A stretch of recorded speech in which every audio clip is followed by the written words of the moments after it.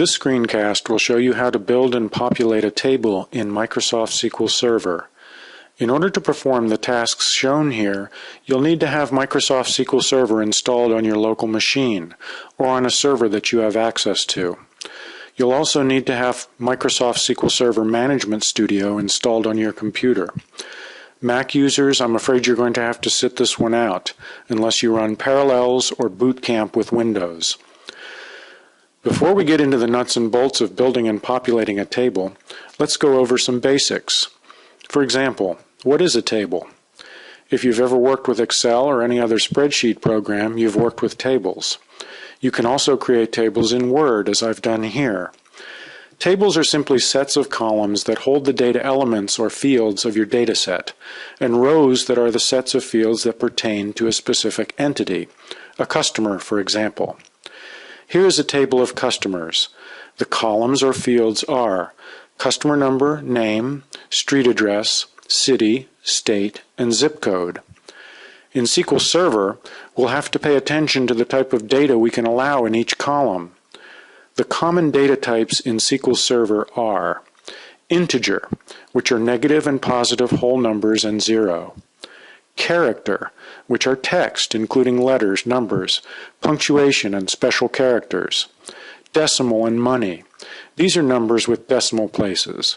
And date and time is pretty self-explanatory. When you define a table, you should give it a key. A key is a column that uniquely identifies each row, and in this case, each customer. Keys come into play when you combine content from one table with another. In this example, you might have a transaction table that you could link to the customer table on customer number to create a report of all the transactions for each customer. Okay, enough preliminaries. Let's get to the main event, how to build and populate a table in Microsoft SQL Server. First, you will need to launch SQL Server Management Studio.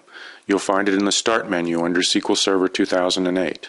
When you launch Management Studio, you'll be prompted for your server name, username, and password. Click Connect and you'll be taken to the default view of your SQL Server instance.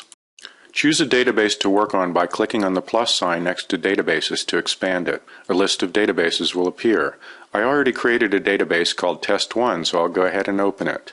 To create a table, I'll right-click on the Tables folder and choose New Table. As you can see, Management Studio prompts me to enter the first column of the table. My first column is customer number, so I'll go ahead and enter that. I'll give it a data type of int for integer and uncheck Allow Nulls. Since this is the key to my table, I don't want it to ever have no value. That's what null means, having no value. I'll tab to the next row and enter my next column, name. I'll give it a data type of char 50, which is 50 bytes of character or text. I'll uncheck Allow Nulls, since every customer has to have a name. Next, I'll define street address, again as char 50. This time I'll allow nulls.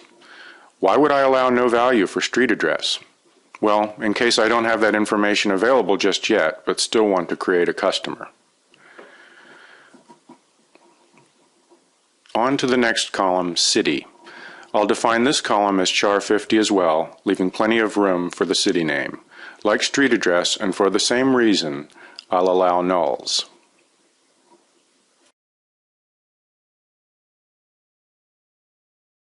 Next, I'll define the state column. This time I'll make it char 2 to force the entry of two-digit state notation. I'll also allow nulls.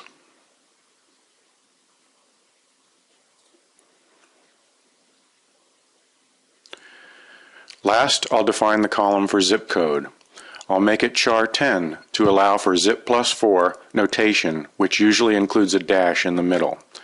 This definition is flexible enough to allow for the older 5-digit or the newer zip plus 4 format for customer zip codes. I'll allow nulls for zip code as well. Okay, so now we have a table defined.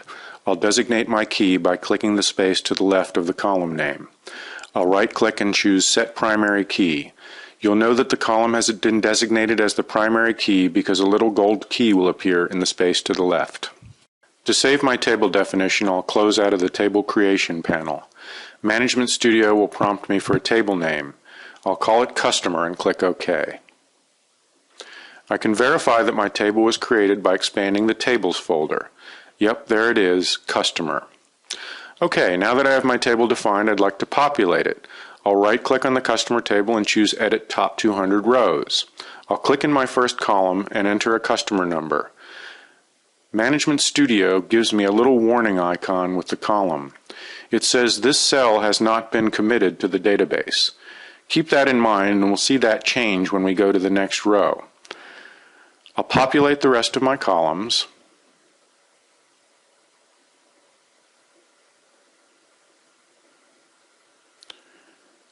And I'll hit Enter when I finish the row. This commits or writes my row of data to the database, and I'm ready to enter the next row. I'll go ahead and enter the rest of my data.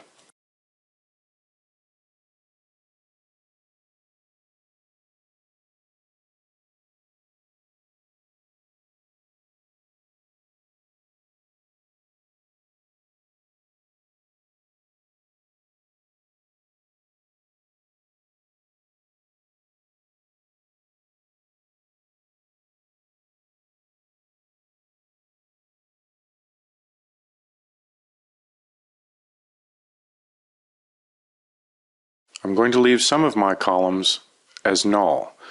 Because they were defined as allow nulls, I can get away with it.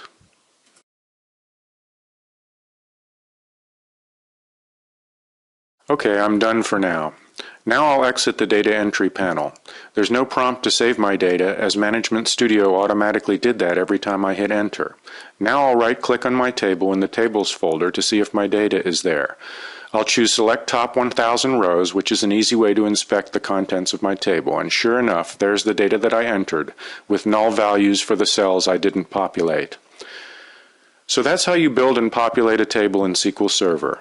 I hope you enjoyed this as much as I did. So long for now.